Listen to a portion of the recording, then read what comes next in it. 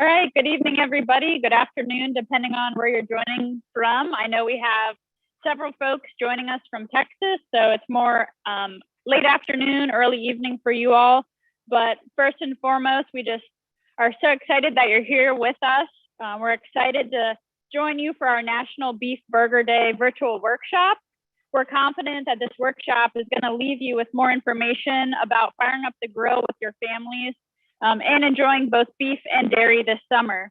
My name is Caitlin Swope. I serve as the Director of Consumer Affairs for the Northeast Beef Promotion Initiative.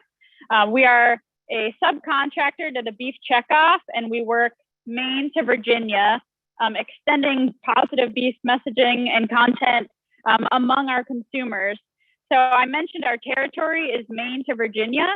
We're home to nearly 25% of the entire population of the country. Yet within our region, people outnumber cattle 14-1.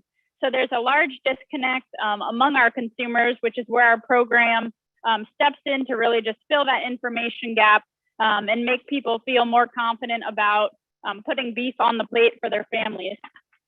Before we turn it over to our guest speakers for this evening, I just wanted to share a few ground rules just to make sure that we all have a quality experience. So this workshop is being recorded as well as being streamed to YouTube for those who don't fit within the webinar, and then for those who can view it later.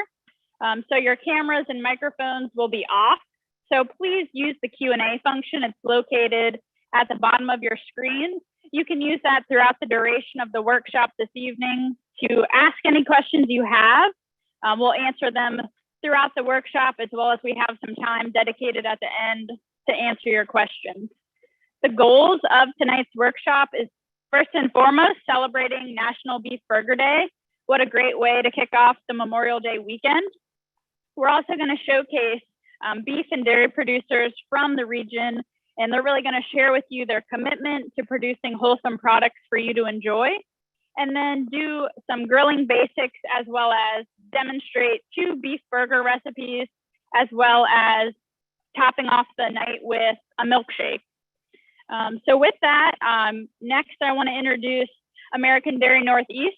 They're partnering on us or with us for this workshop. They're a nonprofit organization. They represent 10,000 dairy farms from across the Northeast region. And we're just really excited that they're behind us and with us for this workshop. So at this time, I'm going to pass it over to Rob and Amy Hess, and then to Diane Hoover, and they're going to introduce themselves. Hi, good afternoon and evening to everyone. My name is Rob Hess. This is my wife, Amy. Welcome to Bow Creek Farm in Hershey, Pennsylvania. We're grateful to have everyone join us in celebration of National Beef Burger Day. And Amy and I are first generation farmers, first generation beef producers. At Bow Creek Farm in Hershey, we actually raise cows and calves, as well as finished steers for the use of beef. We direct market here from the farm, and we also we're just grateful to have everyone join us this evening. As Rob mentioned, at our farm, we raise registered Red Angus cattle and produce beef from those animals as well. You passing it on to Diane. Yeah, so sorry about the camera issue. We hope that's resolved now. We're going to introduce Diane Hoover. Hi, I'm Diane Hoover. My family and I farm nearby here in Lebanon, Pennsylvania. We milk about 375 registered Holstein cows, and we milk them 3 times a day. Our family's committed to producing a quality product, one that we can stand behind on its safety and the nutritional value of the product we produce. My main job on the farm is taking care of the young calves. At any time, I'll have between 50 and 70 calves that are needing milk every day. And I'm in charge of seeing they have proper nutrition and good health care. And so tonight, I'm hoping to share with you some of the nutrition that dairy has to offer you, not just our animals on the farm. Awesome. Thanks so much, Diane. Thanks so much, Rob and Amy. Before we go into the actual hands-on demonstration, we just wanted to start by providing you some grilling basics. I think we're all very familiar with grilling being an exciting way to enjoy beef, kick off summer. But you know, whether you're cooking on gas, charcoal, using a smoker, there's pros and cons to all cooking methods, but we wanted to just kick off. I have here with us, you all should have received this postcard, which has the 5 grilling basics outlined. You're also seeing it on your screen, but we'll just briefly walk down each step and then use those steps in the demonstration. So the first one, really, prep pays off. This ties back to food safety. So oftentimes you'll hear, you know, hey, you need to bring your beef, whether it be your steak or your hamburger, to room temperature before cooking. Really, that proves to be a food safety issue. So all of the cooking time recommendations that you're going to find on beefitswhatsfordinner.com are straight from chill to grill. So we really recommend just bringing that beef out from the refrigerator, seasoning it well, and then putting it straight onto the hot grill and getting it cooking. So that's step 1. Step 2 would be firing it up. So that ties back to making sure that your grill grate is clean. So you're starting out with a clean surface. And then if you're using charcoal, really just follow your manufacturer's guidelines as to, you know, what's the time, what's the recommended procedure for really building that charcoal bed. And then if you're using gas, refer to your owner's manual, but ideally you want to set your grill to a medium temperature for most grilling recipes and cuts of beef. So that was step 2. Step 3 is then actually grilling.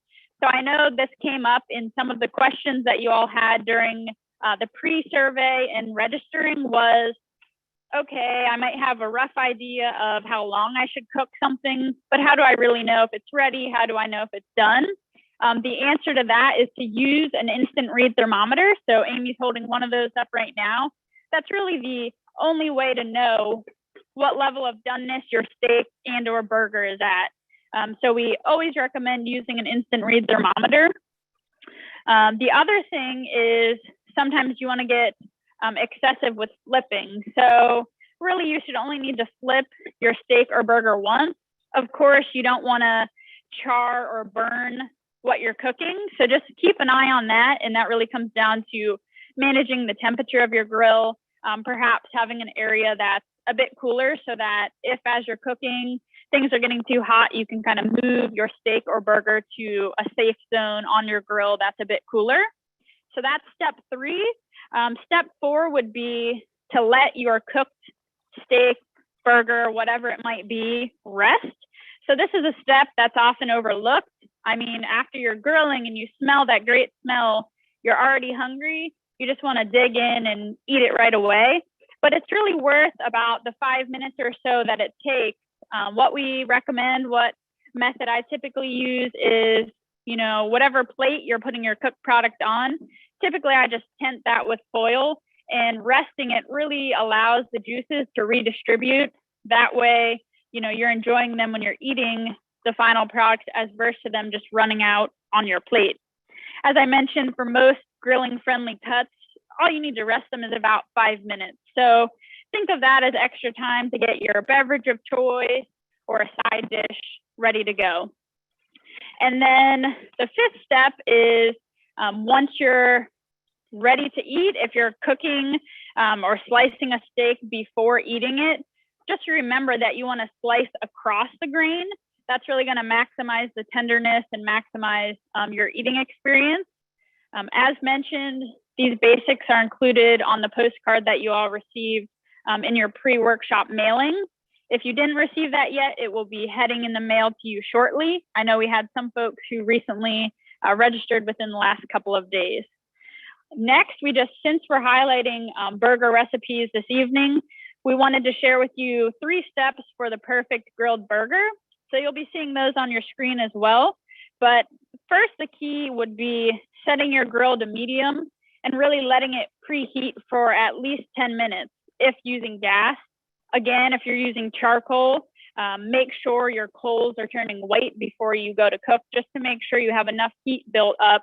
And then you're going to form the patties and then season them liberally with salt and pepper. You'll see that during the demonstration. And then the second one is kind of what's a rough timeline of how long I need to be cooking my burgers for.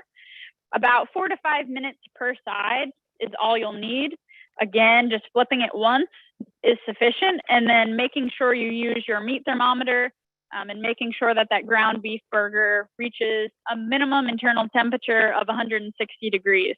That just ensures that, again, food safety, you're cooking it to the proper temperature to avoid any foodborne illness.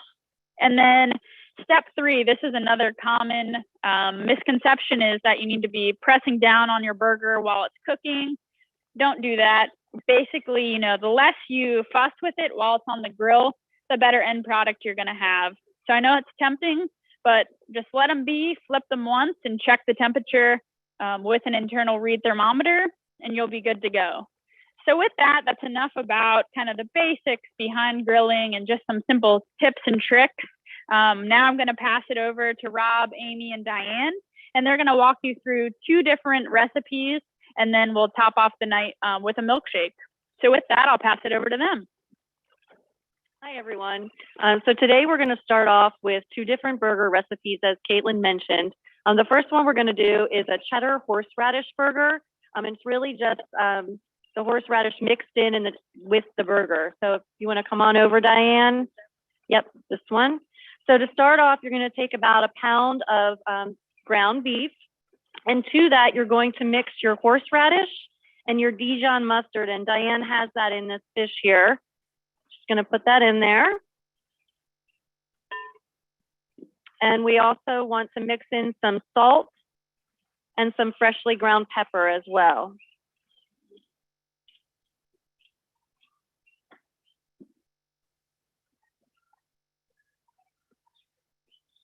So Diane's going to give that a loose mix. And again, like Caitlin mentioned, you don't really want to overwork your meat. You, of course, want to get your ingredients all through there, but don't overwork it. So then you can make your burger patties. This is making 4 patties? Yes, this recipe makes 4 patties.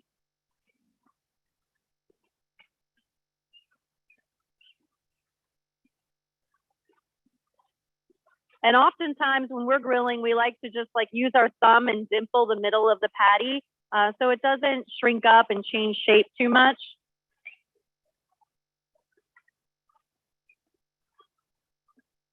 We are having quite the shower here. We are. I hope you're having better weather where you are. So Rob's already made sure that our grill is heated up. He's had it on high heat, so it's a nice temperature. I believe right now it's just about 500 degrees. And we're gonna get these burgers on here. Yeah, so what we do to make sure that our burgers don't stick to the grill is we use some olive oil soaked in a paper towel.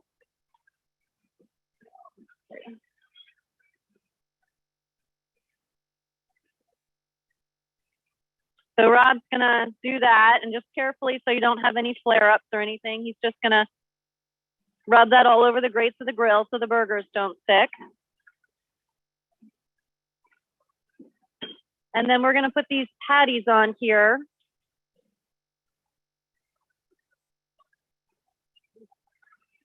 So also on this burger, we're going to have some red onion slices. These were cut pretty thick. And we're just going to drizzle a little olive oil on those as well. And we're going to get them on the grill along with the burgers.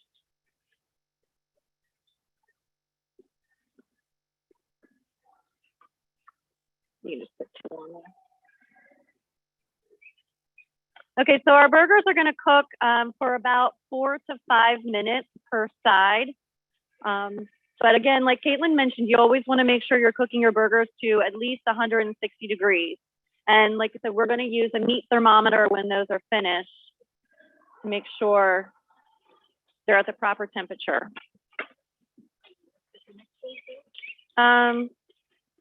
So while that's cooking, In addition to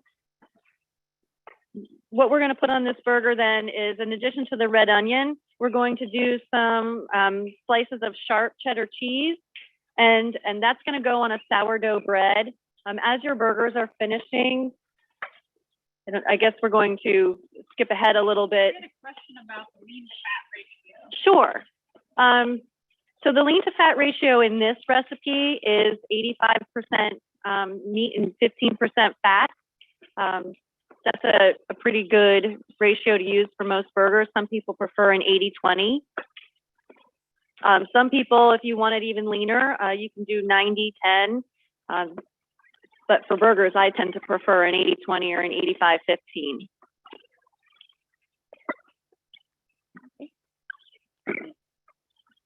Would you like to grill the sourdough?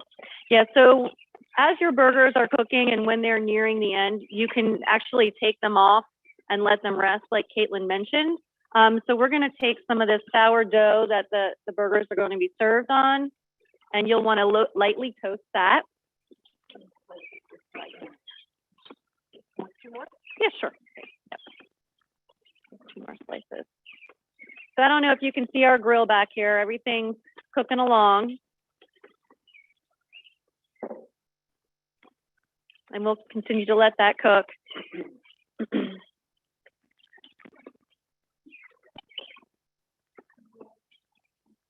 What was that?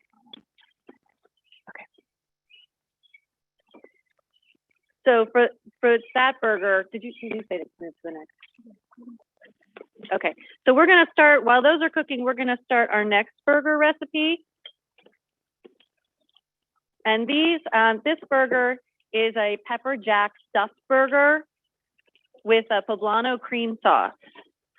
So this one has a few more ingredients in it. Some of the ingredients that we're going to be using are the poblano peppers, of course. We're starting off with our ground beef like we did before. This recipe calls for actually 1.5 pounds of ground beef. And into the ground beef, we're just going to be putting some salt and pepper.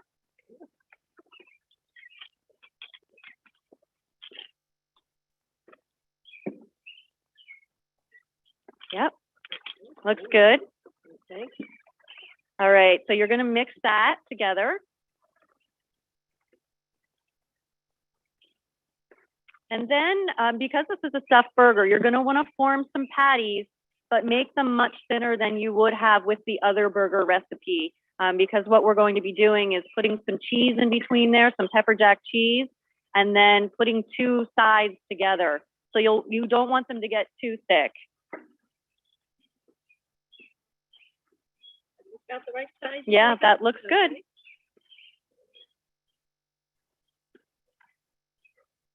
Are we gonna make 2 of these? Yes, let's make 2 burgers for this one. This recipe does make 4 patties, 4 burgers. So you're gonna be making 8 patties total if you're making the full recipe. Okay, now what? All right, so now we have our 4 thin patties. And to that, we're going to put a little pile of pepper jack cheese in the middle of each one.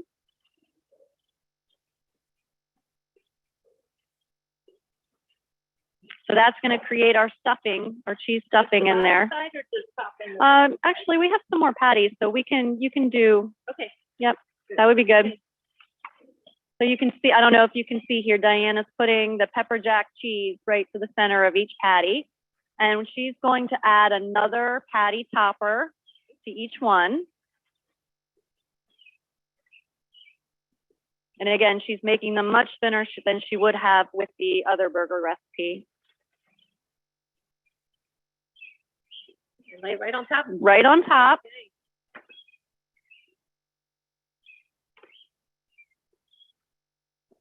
And then what you're going to want to do is once you get the burger top on there, you can just do one more and then we'll show, you're going to gently pinch the sides of each of the patties to seal them together.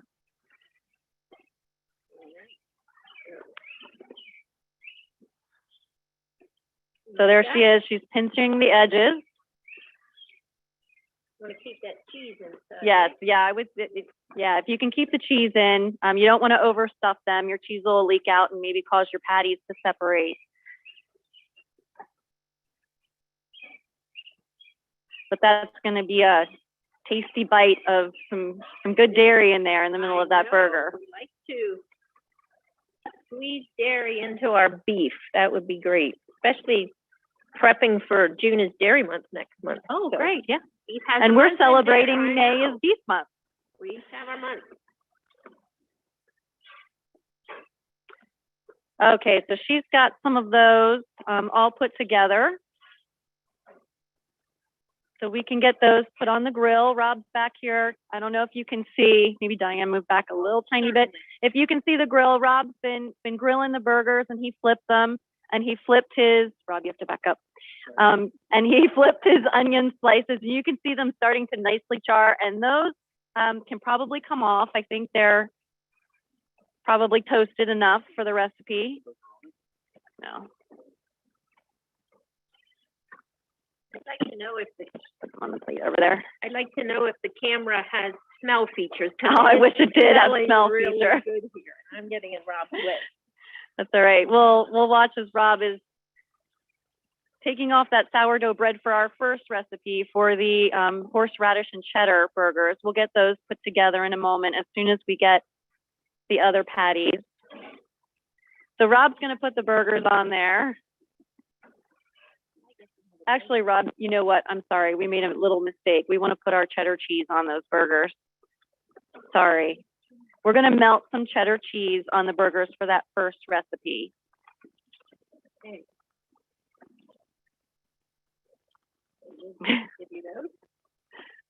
We're a well-oiled. We are. team here, aren't we? The rain has us a little thrown off, but it's slowing down now, so we'll be thankful for that. Okay, so from the first recipe of the cheddar horseradish burgers, we put our cheddar on the burgers and we're going to let that melt for a few minutes. And in the meantime, if we want to put our pepper jack stuffed burgers on the grill, we can do that. Got enough room on your grill there, Rob? Yep.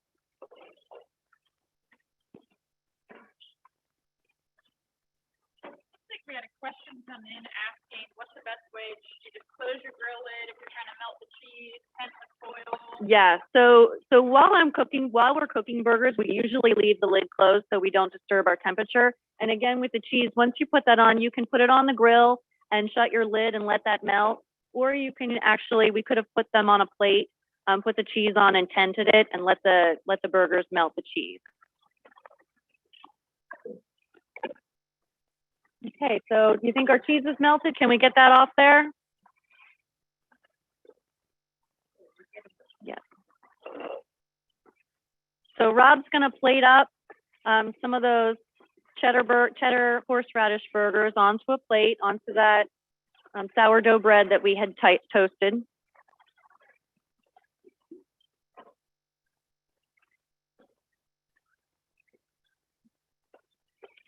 And then for that burger, we have some nice lettuce leaves we can put on top of there.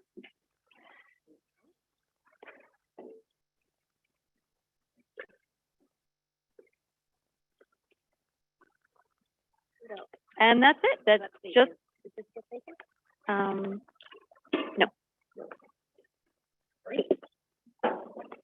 Nope, so we're all finished with that burger, and Diane, maybe you can hold that up. So you need a big mouthful of that, a big bite. That's a big burger.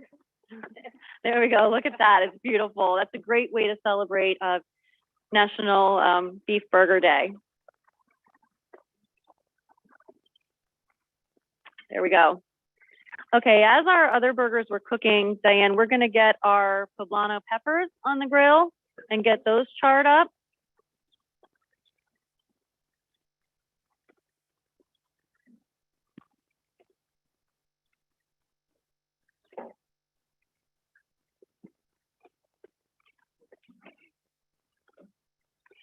And I guess we can start making the sauce, the cream sauce that goes with the stuffed pepper jack burgers. So the cream sauce, we're gonna start off with 8 ounces of cream cheese, which Diane already has in the bowl there. And to that, we've added 2 tablespoons of mayo, and we've added 1 clove of garlic, and we have some handy squeezed garlic here. Do you want to put that in there, Diane, the squeezed garlic? And that is, you can use minced garlic. Like I said, we're making things easier for us here today and using it out of a jar. Oh, that was 1 clove, so that was equal to 1 clove that you put in there. Yeah. All right, so she's gonna get that all mixed up. Okay. And that is going to top these pepper jack stuffed burgers when they're all finished. We're also going to put some bacon on those burgers, and we've already cooked up some bacon here. And we're going to be serving those on a regular, like, Kaiser type roll, or any type of burger bun that you prefer. So those burgers we put on, they're gonna probably need to cook 7 to 9 minutes per side. Usually, that's always Rob's department, but we don't like to guess. We always use our meat thermometer to make sure that they're 160 degrees Fahrenheit. Again, like Caitlin mentioned, with anytime you're cooking ground burger, you want to cook to those temperatures. And again, when the burger is done cooking, we're going to make sure that we let it rest for a few minutes. You can take that time to mix up your cream sauce again, or any other sides that you might like or might want. What was that? Did we want to check the Yes, peppers? let's check to see how those peppers are charring. No, can you see the peppers? So we char those directly on the grill. And again, for this recipe, if you were starting this from scratch, you'd want to oil your grill grates with olive oil to make sure that that doesn't stick. So Diane, what's your favorite cheese to eat with burgers? Oh, I like Swiss cheese on my burgers. It just gives them an extra little tang. But I'll eat any cheese on burgers, so that'll be good. I as well. What's your favorite? I like cheddar. Okay. I like. How about the Grill Master? Normally American and Munster. Munster. Oh, we haven't had Munster on burgers in a long time. Are there any questions?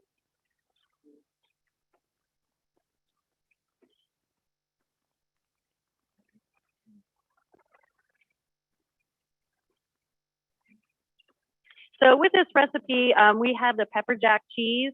You can grate your own pepper jack cheese, or for ease with the recipe, you can buy it already shredded. And Rob's gonna check the temperature on our burgers.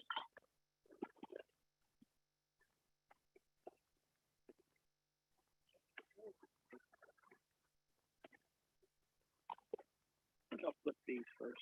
Okay. So he's gonna flip our pepper jack burgers for us.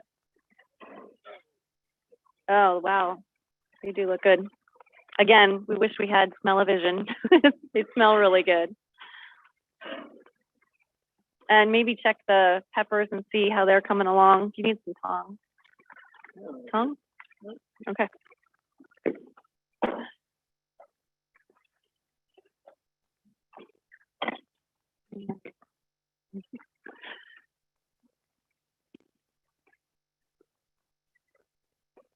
So, Rob, what else do you like to grill on your grill here?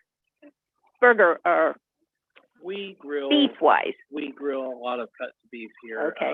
We've tried almost everything on the grill.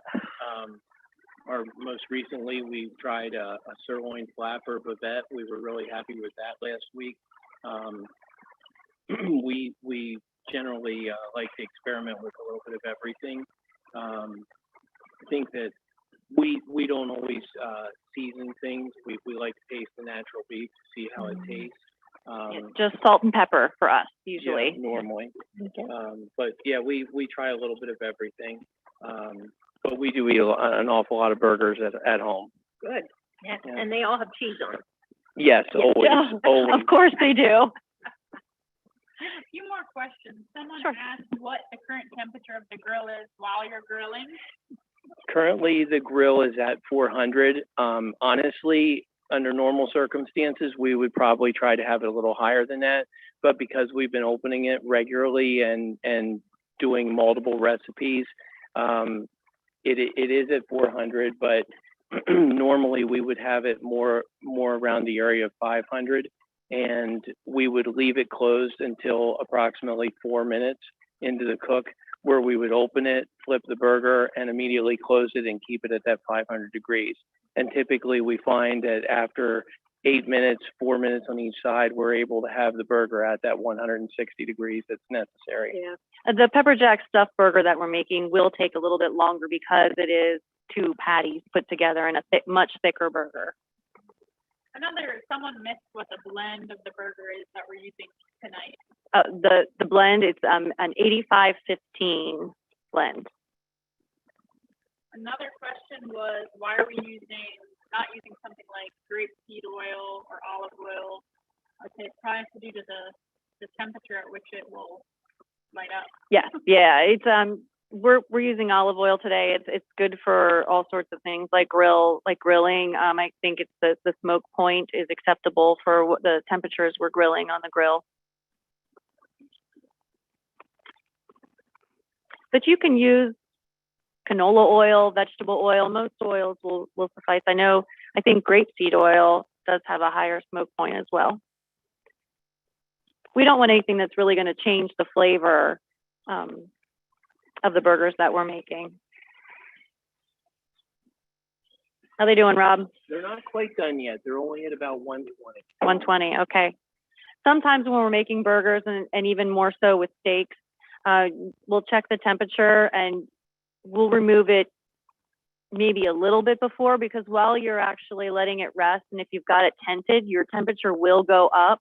So keep that in mind, especially when you're making steaks. If you like steaks at a certain temperature, that rest period will usually increase the temperature of your meat.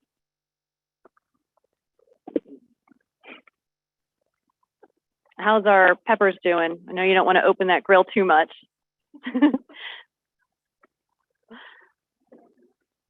Think you can probably, yep. Yeah, so the peppers start to blister up and they char and get black, and that's okay. That's what we want. So he's now turned them so that they char on the other side. Could we add our peppers to this? And Sure. we're not going to dismantle them. Right. So what you want to do with your poblano peppers when you take them off the grill is you're going to want to remove the seeds and the stems and any like heavy ribbing.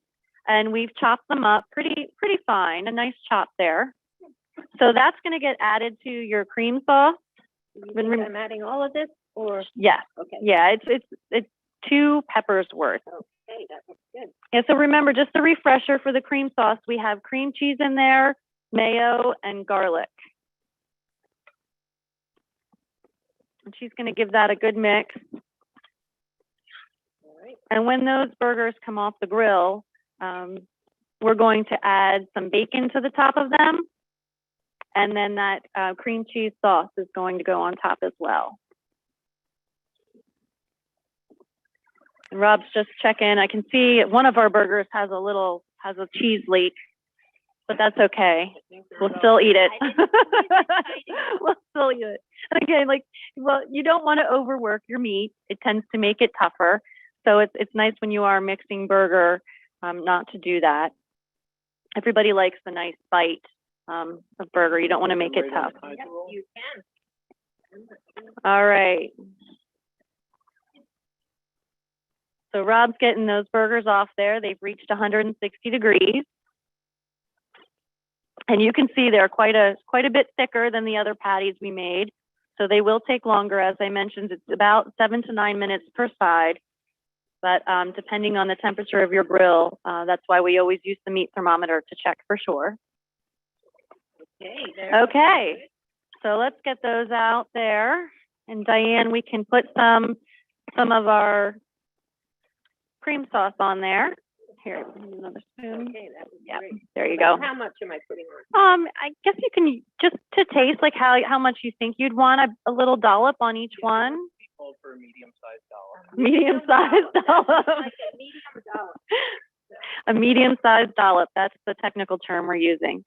We had another question come in Sure. asking, will the fat ratio change the time that it needs to cook, or should we still just go off of that thermometer? No, you should definitely always go off of the thermometer. These instant read thermometers, you can buy them for a few dollars. You can also get really expensive ones if you're a fancy griller, but it's really worth it to purchase something like that. Then that way you know for sure. And really, when you're making something like steaks, where you might have some people that want something medium or medium well, that way you know for certain that you're not overcooking or undercooking your steaks. So I'm topping these. Yes, so Diana's topping them with the cream cheese sauce and a slice of bacon on each one of them. And then we're gonna top it with our Kaiser roll. And so this burger has a good helping of dairy in it today with the stuff with the pepper jack cheese. And whoa, they're sliding. Whoa. And our cream cheese sauce. I was showing them to the camera. It wasn't a good idea. Yeah. Okay. So I guess depending really with this recipe on how much spice you like, I mean, you can certainly use a spicier pepper if you'd like, and char it the same way we did. Yeah. All right. So I'm gonna hand this over to Diane, and she's gonna talk us through making some milkshake. Okay. Well, if I were at a nice warm Memorial Day picnic, it's not a nice warm one here tonight, but if I were, I'd sure be looking for something to top off my meal. And what better than a milkshake? And since we are at a picnic, we're probably going to be making some marshmallows on the fire. So I think a toasted marshmallow s'mores sundae would be delicious. So, Sounds good. and it has a name of the s'mores chiller milkshake. So, Rob, I'm going to let you hold this for me or do you want to grill the? We'll give that to Rob. Rob, Grill. he's the grill guy. So he's going to grill our marshmallows. The recipe you have says do them in the oven, but if you're there beside the fire, why don't we just do them on our grill? Yeah. That'd be great. Yeah. We've got it all set up. Well, we're starting out with chocolate marshmallow ice cream here. And we're going to put that in our blender. And I just need to rearrange here a minute.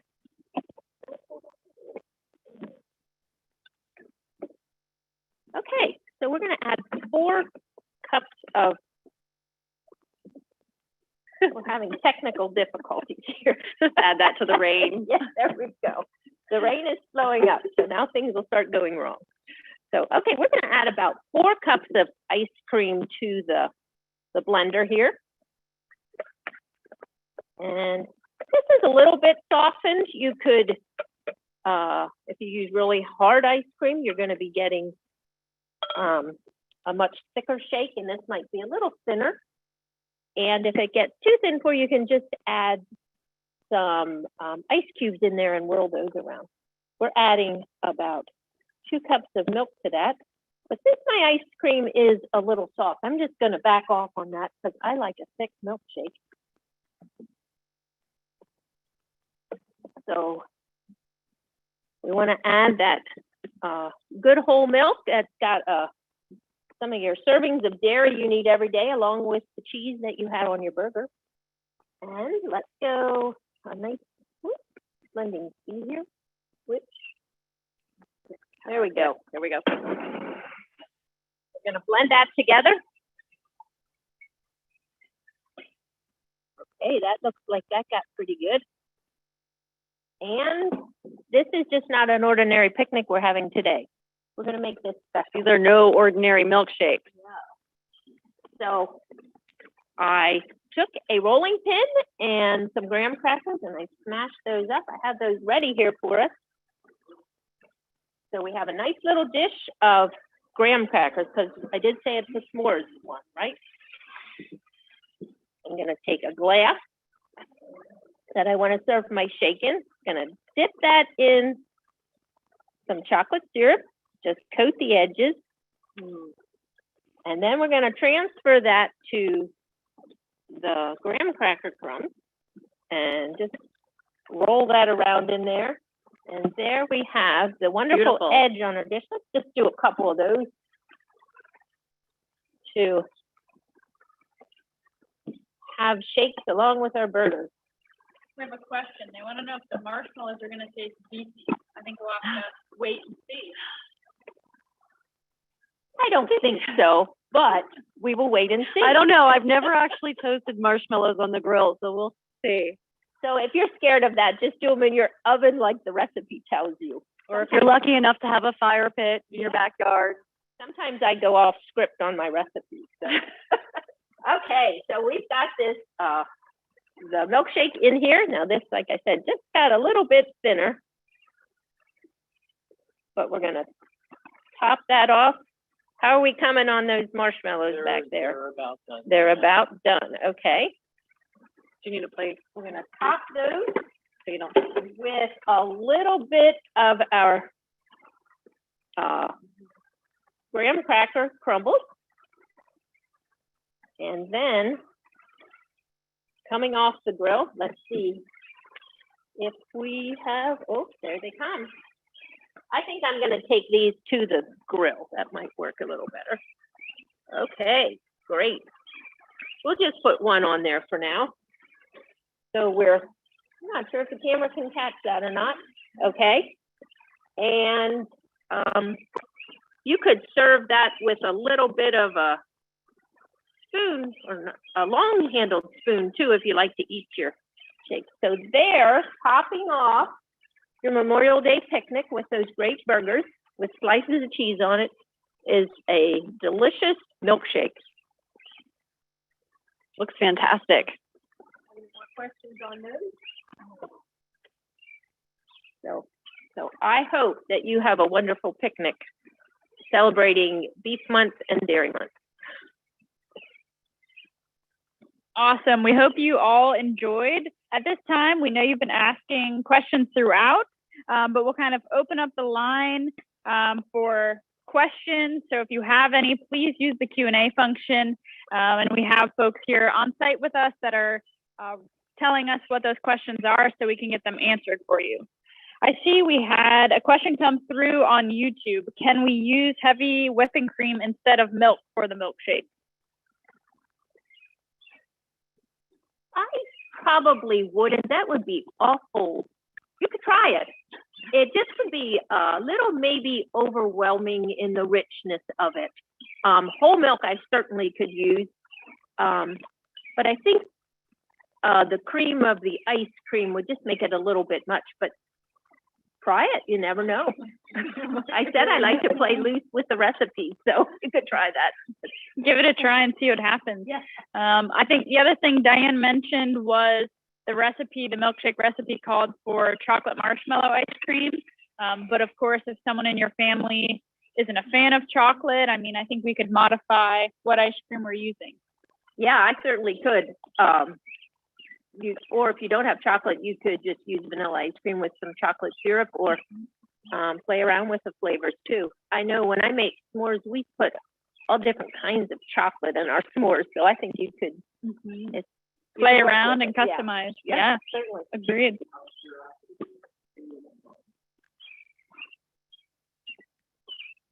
that a question?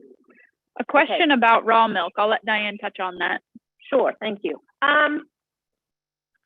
As a producer of milk, I want everyone to be getting the best product possible. And that, I believe, is pasteurization.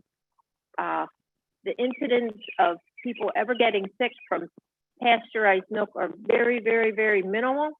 You want to keep your family safe. You want to, especially people with compromised immune systems or young children, it would just be taking an unnecessary risk to use unpasteurized milk, in my opinion. Perfect. Thank you.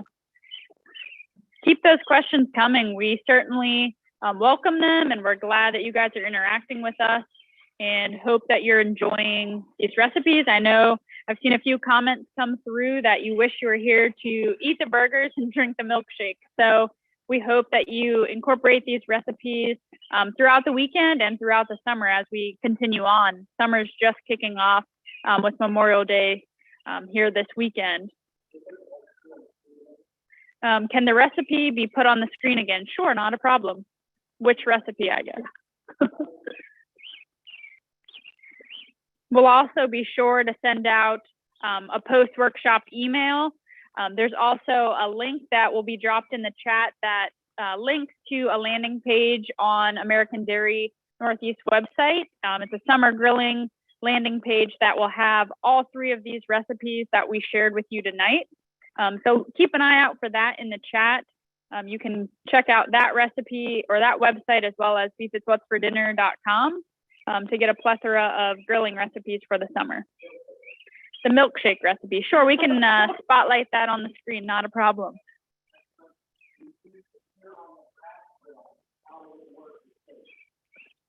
Searing on the gas grill, we'll let Rob touch on that.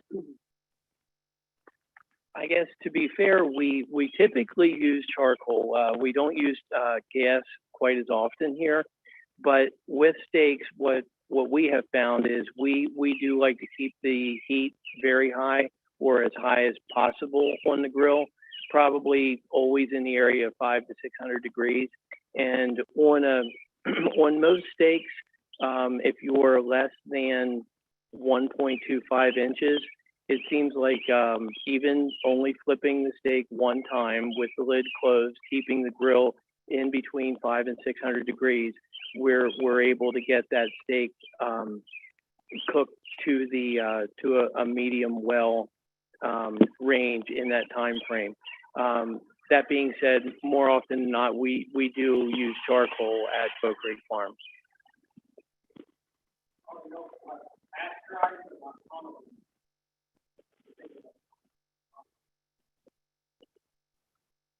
Okay, if I understand the question correctly, on non-homogenized milk, but it's pasteurized, that would be fine. You just have to remember to shake it because that cream is going to rise to the top, and that's sort of fun too. Are there any recipes or things that you do with the cream that rises to the top? Is there a more specific reason why you might want non-homogenized? Like, are there anything you would make with that or a certain recipe? If the milk is of a high enough fat content, you could whip that cream if you wanted to, or use it in your coffee, the cream on top there. You could use it on your milkshake, that whipped cream? You could top that with whipped cream on top of the marshmallow. That sounds very good. Really good. So, yeah, so that it is pasteurized, but it's just the cream will still rise to the top, and you'll have a surprise if you forget to shake it first because you'll be drinking cream, which Diane, that might not be bad. If you had pasteurized but not homogenized milk, could you make butter out of it? Would you be able to turn that and make butter? You would need to take the cream off the top. You could not use the regular milk. You would use the cream from the top of that too. And yeah, you could do that then, and then you'd have pasteurized butter. Yeah. Good question. All right, we'll leave it up for another second or two. So if you have additional questions, feel free to drop them in the chat. But while we still all have you, we wanted to invite you to our next workshop. So we'll be hosting one in June. So I know there's several folks on here who are joining due to your participation in our Run for the Ribeye 10K. We greatly appreciate you participating in that race and are glad that you're here. So we really would like to invite you to our next session, which we'll be hosting Wednesday, June 23rd. And that will be a bodyweight boot camp with 2 of our team beef members. So we'll have Terry and Chrissy, and they'll be walking us through a brief workout that's appropriate for all fitness levels.